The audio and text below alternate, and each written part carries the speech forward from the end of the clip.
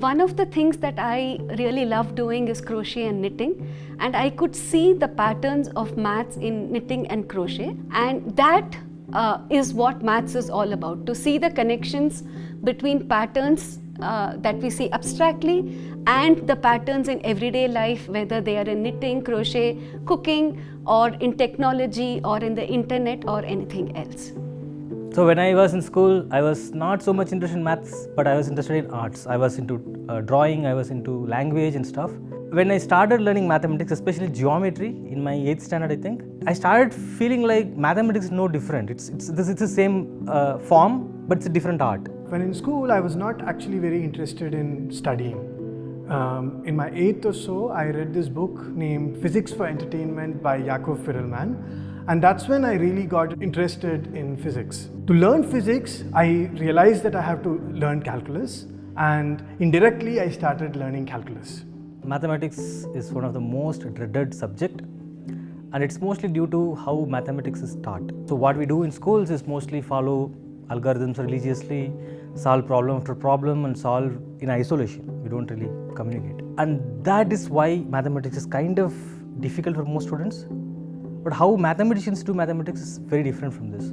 The practice of maths means asking questions, making conjectures, experimenting, talking, coming up with wrong answers, learning from mistakes, coming up with the correct answer. We come up with examples, counter examples, come up with hypotheses, try to check if our hypothesis is right, and then kind of come up with arguments.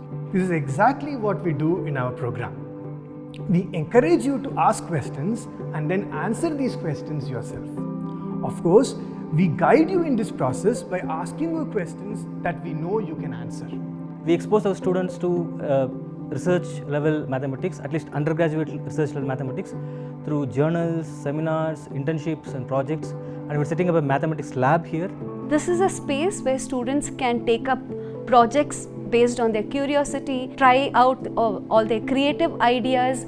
The BSc B.Ed students will learn, the teaching learning material will be kept there and they'll experiment with it. Some of our students will be doing computational projects, and these computational projects will be around the theme in general of the current mathematical trends, but also focused on the kind of issues that Azim Premji University focuses on, issues of equity, governance, democracy, and what it has to do with data and computation. We have a vibrant community of students who participate in a lot of activities other than just academics. For example, we have a very vibrantly running math club, math book circle run by students. In the math book club, we read books and discuss the book as a group.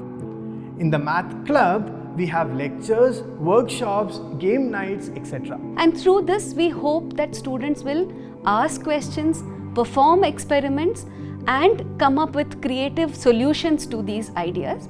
And the modern 21st century maths is all about using this creativity and trying to solve the world's problems.